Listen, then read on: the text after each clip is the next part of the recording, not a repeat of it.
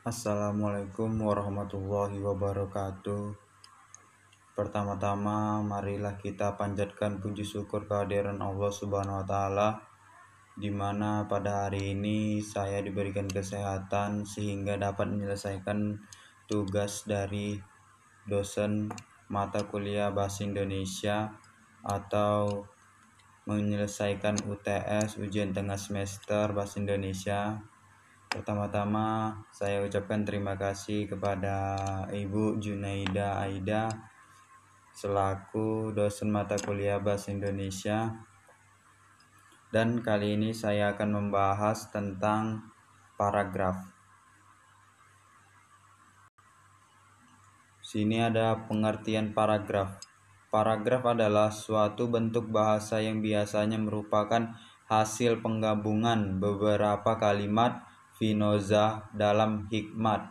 Satu paragraf sekurang-kurangnya 2 kalimat. Jika paragraf itu sendiri terdiri dari 2 kalimat, maka kalimat pertama merupakan kalimat utama dan kalimat kedua merupakan kalimat penjelas. Dan dalam paragraf biasanya itu terdiri dari 2, yaitu pikiran dan gagasan atau ide pokok yang menjelaskan dengan kalimat pendukung. Dan ada juga dalam pembuatan paragraf juga terdiri dari 2, yaitu fakta dan opini. Kedua faktor di atas berisi tentang penjelasan berupa pendapat berdasarkan kenyataan yang terjadi, kemudian diberi pemikiran penjelasan berupa pendapat penulis, dan paragraf juga terdiri dari beberapa kalimat yang memiliki kepaduan yang sesuai dengan inti dari paragraf tersebut. B. Fungsi dan syarat paragraf. Paragraf dibuat oleh pengarang tentunya memiliki beberapa fungsi yang akan mempermudah pengarang tersebut membuat tulisan. Berikut ini adalah fungsi paragraf sebagai berikut. 1. Menampung bagian kecil gagasan utama karangan. 2. Memudahkan pemahaman jalan pikiran pengarang dengan cara memisahkan pikiran utama yang satu dari yang lain. 3. Pengarang melahirkan pikiran secara sistematis. 4. Pembaca mudah mengikuti dan memahami alur pikiran pengarang. 5. Membentuk penggalan-penggalan pikiran pengarang. 6. Sebagai tanda pikiran baru dimulai. 7. Memungkinkan perhentian lebih lama daripada akhir kalimat dan konsentrasi terhadap pikiran utama Sudarno dalam kalimat. Adapun syarat pembentukan paragraf, yang pertama itu adalah kesatuan. Dalam satu paragraf hanya berisi satu pikiran utama. 2. Kepaduan. Hubungan antar kalimat dalam satu paragraf berkaitan. 3. Isinya relevan dengan karangan. 4. Pengembangan atau sebuah kalimat utama dalam sebuah paragraf dikembangkan dengan kalimat penjelas. C. Unsur paragraf. Dalam pembentukan paragraf yang baik kiranya memerlukan unsur, yaitu 1. Kesatuan. Kalimat dalam satu paragraf harus menggambarkan hubungan dan menunjukkan ikatan untuk mendukung satu gagasan dan pikiran sebagai pokok pikiran. Kesatuan berarti ada hubungan mengenai masalah dan tema dalam pengembangan. Di sini bisa kita ambil contoh, yaitu temanya adalah budaya Indonesia. Keindahan Indonesia beraneka-ragam dan tiada batasnya. Indonesia memiliki berbagai budaya yang indah seperti pakaian tradisional, lagu daerah, adat istiadat, bahasa, dan lainnya. Banyaknya budaya di Indonesia membuat negara ini memiliki semboyan, yaitu Bhinneka Tunggal Ika. yang artinya berbeda-beda tetapi tetap satu. 2. Ada unsur koherensi, yaitu kekompakan hubungan antara sebuah kalimat dengan kalimat yang membentuk satu paragraf. Koherensi atau kepaduan yang baik terjadi hubungan timbal balik antar kalimat yang satu dengan yang lain. Misalnya dalam kalimat awal menjelaskan tentang keindahan alam Indonesia, maka dalam paragraf tersebut berisi hal yang sama. Ketiga, ada unsur pengembangan, merupakan penggambaran mengenai kesatuan dan penyatuan akan jelas terlihat dalam pengembangan paragraf. Informasi-informasi dalam keterangan yang diberikan ada hubungan dengan kalimat-kalimat yang harus berkembang dalam paragraf tersebut. Oke, di sini kita masuk pada bagian D, yaitu kerangka paragraf. Sebelum membuat paragraf, sebaiknya kita menyusun kerangka-kerangka paragraf. Berikut adalah penyusunan kerangka paragraf. 1. Menentukan tema. 2. Menentukan ide pokok dengan menuangkan kalimat yang menjadi ide dasar paragraf. 3. Menuliskan kalimat penjelas untuk mendukung ide pokok. 4. Menuliskan kalimat penjelas untuk mendukung ide pokok. Oke, selanjutnya ada macam-macam paragraf. Paragraf dapat dibedakan berdasarkan isinya dan letak kalimat utamanya. Adapun penjelasan yang sebagai berikut. 1. Jenis paragraf berdasarkan isinya. A. Narasi. Narasi adalah paragraf yang menceritakan atau mengisahkan suatu kejadian atau peristiwa. Di sini kita ambil contohnya adalah Amir berjalan cepat menuju pintu rumahnya karena merasa khawatir. Seseorang akan memergoki kedatangannya. Dengan pelan-pelan dia membuka pintu itu. Ia menjadi terkejut ketika daun pintu terbuka. Seorang lelaki berwajah buruk tiba-tiba berdiri di hadapannya. Tanpa berpikir panjang, ia langsung mengayunkan tinjunya ke arah perut lelaki misterius itu. Ia semakin terkejut karena ternyata lelaki itu tetap bergeming. Raut muka lelaki itu semakin menyeramkan, bagaikan seekor singa yang siap menerkam. Anak itu pun memukuli berulang kali, sehingga ia terjatuh dan tak sadar lagi. Itu merupakan contoh dari paragraf narasi, dan selanjutnya kita akan ke paragraf deskripsi, yaitu merupakan paragraf yang menggambarkan suatu objek sehingga pembaca seakan bisa melihat, mendengar, atau merasakan objek yang digambarkan itu.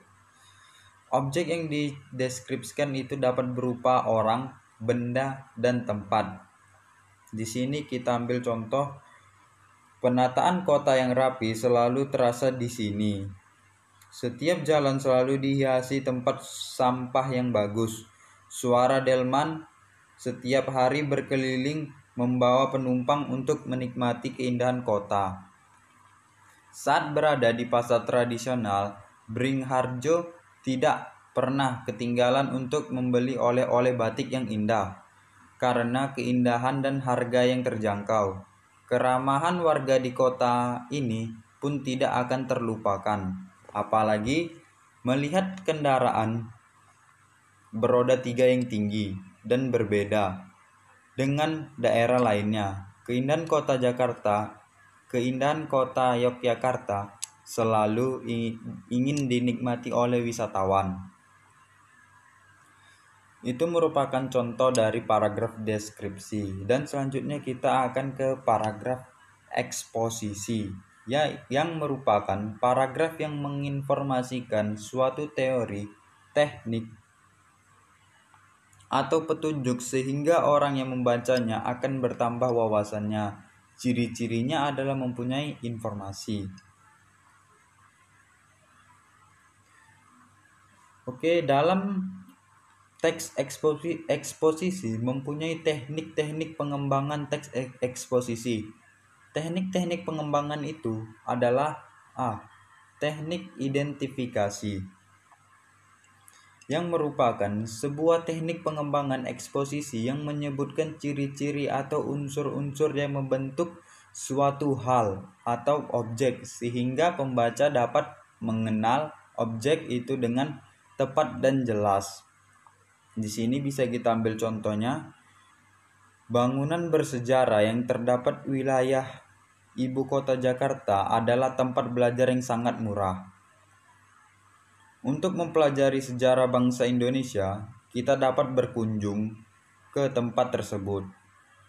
Tiket yang ditawarkan seharga Rp1.500 per orang dan dapat belajar sekaligus melihat keindahan dan kesibukan kota Yogyakarta melalui puncak monumen tersebut.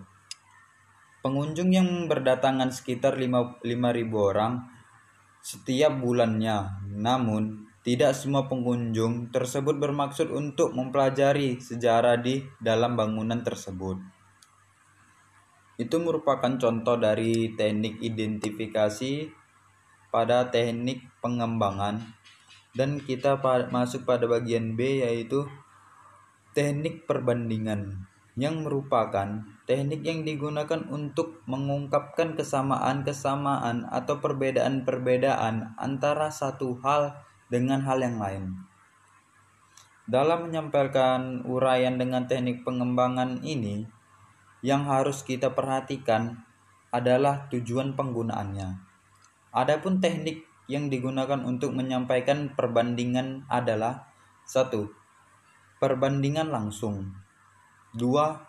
Analogi, dan yang ketiga adalah kemungkinan. Perbandingan kemungkinan.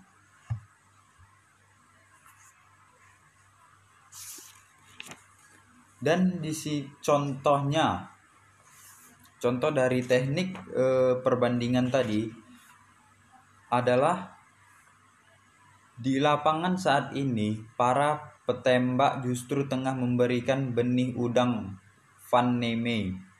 Meski harganya lebih murah dari udang windu, perbandingan kedua udang tersebut, yaitu udang Van Neme, mempunyai keunggulan, yaitu tahan dari berbagai penyakit, sedangkan udang windu sangat rentan dengan penyakit. Itu merupakan dari contoh dari teknik perbandingan tadi. Dan sekarang kita akan memasuki teknik ilustrasi. Teknik ini merupakan teknik yang berusaha memberikan gambaran, contoh-contoh atau penjelasan yang khusus atau nyata. Di sini kita akan membuat contohnya adalah aksi coret-coret pakaian dan konvoi sepeda motor mewarnai pengumuman kelulusan bagi SMK pada hari Sabtu 16 Juni 2007. Di SMK Kemerdekaan Jakarta, ratusan pelajar meluapkan kegembiraannya di depan sekolah sampai ke jalan. Para pelajar saling membubuhkan tanda tangan dengan spidol dan cat semprot di bajunya. Sejumlah pelajar mengaku aksi coret-coret tersebut merupakan tradisi. Sejak kakak-kakak kelas mereka menurut mereka kebiasaan ini harus dilestarikan karena memberikan kenangan yang indah. D. Teknik klasifikasi merupakan suatu metode untuk menempatkan barang-barang atau pengelompokan bermacam-macam subjek dalam suatu sistem kelas. Contohnya adalah pemerintah akan memberikan bantuan pembangunan rumah atau bangunan kepada korban gempa. Bantuan pembangunan rumah atau bangunan tersebut disesuaikan dengan tingkat kerusakannya. Warga yang rumahnya rusak ringan dapat rusak ringan mendapatkan bantuan sekitar 5 juta. Warga yang rumahnya rusak sedang mendapatkan bantuan sekitar 10 juta. Warga yang rumahnya rusak berat mendapatkan bantuan sekitar 20 juta. Calon penerima bantuan tersebut ditentukan oleh aparat desa setempat dengan pengawasan dari pihak LSM. Penentuan warga yang mendapatkan bantuan disesuaikan dengan tingkat kemampuan warga tersebut. Teknik definisi yang merupakan penjelasan terhadap arti kata atau pengertian suatu kata, frasa atau kalimat. Contohnya hipertensi, kolesterol tinggi, jantung koroner, dan asam urat disebut penyakit degeneratif. Penyakit tersebut sulit disembuhkan dikarenakan menurunnya fungsi organ tubuh yang terjangkit. Cara terbaik yang dilakukan melalui penerapan pola hidup sehat, melalui makanan yang sehat dan berolahraga yang teratur. Dan selanjutnya ada teknik analisis, merupakan cara memecahkan suatu pokok masalah. Teknik analisis dapat dibagi menjadi 4, yaitu salah satu, analisis sebab akibat. 2. Analisis bagian. 3. Analisis fungsional. Dan yang terakhir adalah analisis proses. Di sini kita bisa ambil contoh adalah Batsul Masail. Sendiri merupakan forum diskusi keagamaan yang sudah berdarah dingin di pesantren. Di dalamnya dibahas persoalan-persoalan masyarakat yang membutuhkan tinjauan keagamaan secara ilmiah, rinci, dan terukur. Perlu diketahui bahwa sebagian besar topik yang muncul didasarkan atas laporan, aduan, atau keluhan masyarakat tentang persoalan agama, sosial, budaya, hingga ekonomi. Bisa dikatakan bahwa Batsul Masail sesungguhnya merupakan cara khas pesantren untuk menyuarakan aspirasi masyarakat melalui perspektif agama. Dan di sini ada argumentasi yang merupakan jenis paragraf berdasarkan isinya yang lanjutan dari eksposisi.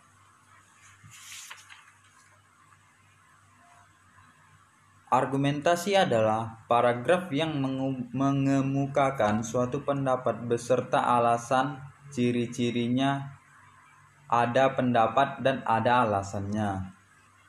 Contohnya,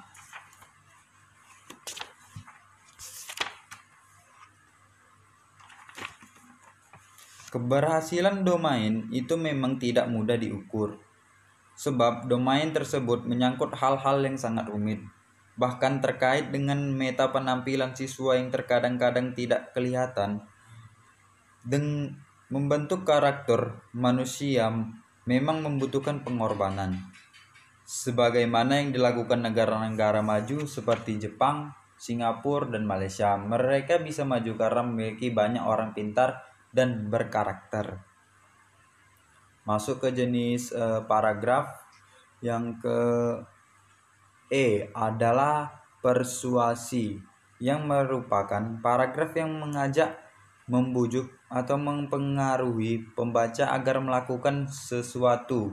Ciri-cirinya ada bujukan atau ajakan untuk berbuat sesuatu. Contohnya, sebaiknya pemerintah melakukan penghematan. Selama ini pemerintah boros dengan cara tiap tahun membeli ribuan mobil dinas baru serta membangun kantor-kantor baru dan guest home. Pemerintah juga selalu menambah jumlah PNS tanpa melakukan perampingan, membeli alat tulis kantor, ATK secara berlebihan, dan sebagainya. Padahal dana yang dimiliki tidak cukup untuk itu. Dan di sini kita masuk pada jenis-jenis paragraf berdasarkan letak kalimat utamanya. Pertama itu ada paragraf deduktif, yang merupakan paragraf yang dimulai dengan mengemukakan persoalan pokok atau kalimat topik, kemudian diikuti dengan kalimat-kalimat penjelasnya. Di sini kita ambil contohnya, kemauannya sulit untuk diikuti. Dalam rapat sebelumnya sudah diputuskan bahwa dana itu harus disimpan dulu. Para peserta sudah menyepakati hal itu, akan tetapi hari ini ia memaksa membuka usaha baru. Dan ada juga paragraf induktif, merupakan paragraf yang dimulai dengan mengemukakan penjelasan kemudian diakhiri dengan topik. Paragraf induktif dapat dibagi ke dalam 3 jenis, yaitu generalisasi, analogi, dan kausalitas. Oke, di sini kita masuk pada pembagian dari paragraf induktif, yaitu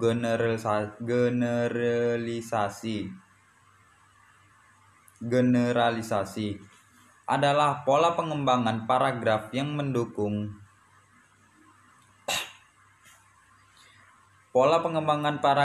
menggunakan beberapa faktor khusus untuk mendapatkan kesimpulan yang bersifat umum.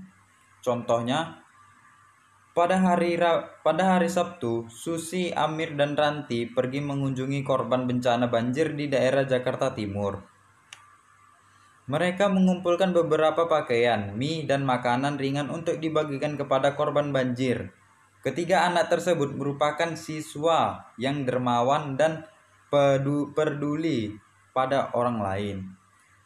Yang menjadi penjelasan di atas adalah: A. Pada hari Sabtu, Susi, Amir, dan Ranti pergi mengunjungi korban bencana banjir di daerah Jakarta Timur merupakan peristiwa khusus. Yang kedua, peristiwa khusus itu kita hubung-hubungkan dengan penalaran yang logis.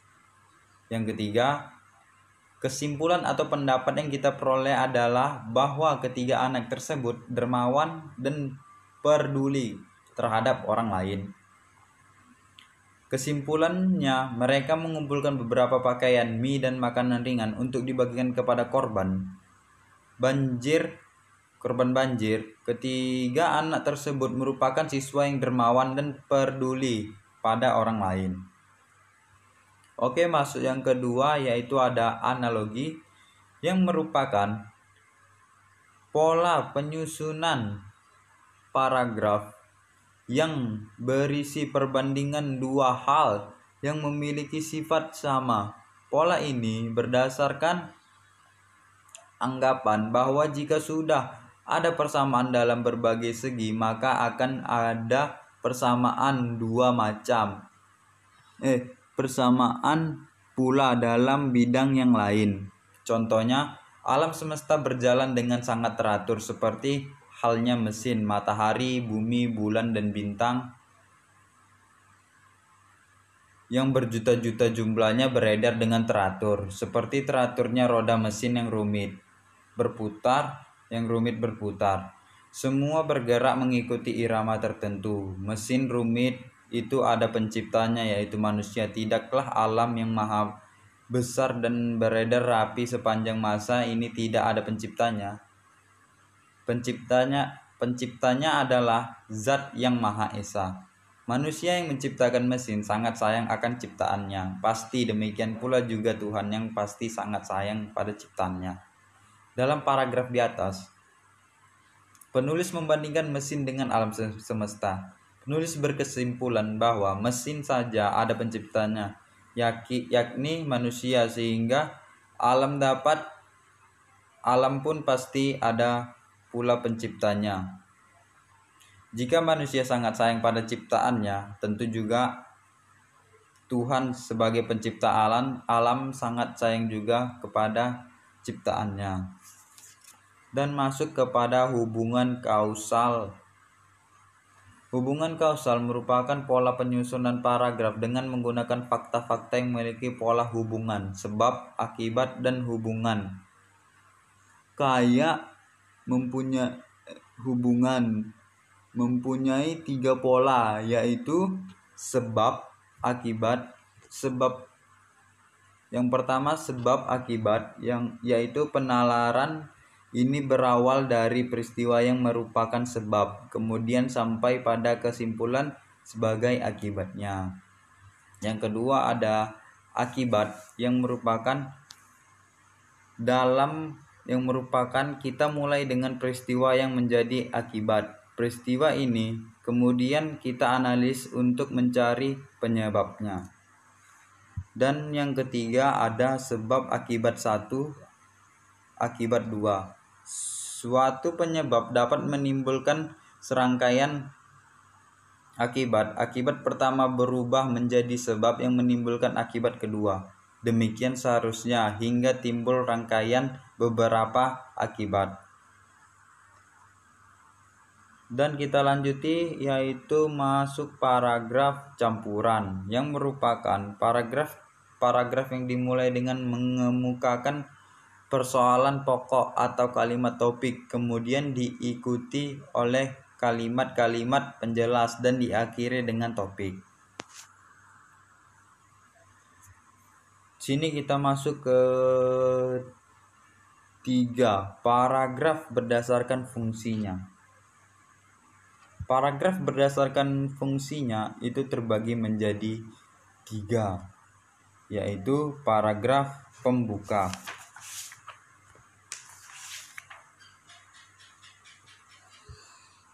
paragraf ini disebut juga paragraf pendahuluan.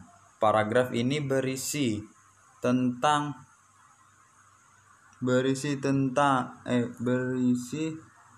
ancang-ancang atau arahan tentang apa yang akan diuraikan atau biasanya pada bagian isi wacana. Paragraf ini berisi tentang tujuan dan pembahasan topik pembicaraan. Dan paragraf ini juga mengemukakan hal-hal yang menjadi penarik minat para pembacanya. Biasanya paragraf ini terdapat di awal sebagai pembuka pada makalah atau pidato yang tertulis. 2, ada paragraf pengembang. Disebut paragraf pengembang karena paragraf ini berfungsi mengembangkan isi wacana. Isi wacana merupakan pengembangan ide-ide atau subtopik pembicaraan. Ini biasa kita sebut dengan isi, ya, dimana pada isi itu semua yang ada pada judul dikembangkan lagi pada bagian isi ini. Dan yang ketiga merupakan paragraf penutup. Paragraf penutup merupakan paragraf yang mengakhiri sebuah uraian, bisa mengandung bermacam-macam maksud atau isi seperti kesimpulan, uraian, saran ataupun harapan, penegasan, kritikan, dan rangkuman isi uraian atau resume. Biasanya paragraf penutup kita sudah tahu bahwa terdapat di akhir kata yang berisi tentang kata-kata untuk penutup sebuah acara, penyajian makalah, dan yang lain-lain. Oke, sekian dululah hasil dari presentasi saya mengenai paragraf. Lebih dan kurang saya minta maaf apabila ada salah kata atau ucapan yang salah tadi. Saya minta maaf dan kepada Allah saya minta ampun. Wassalamualaikum warahmatullahi wabarakatuh. Terima kasih semuanya.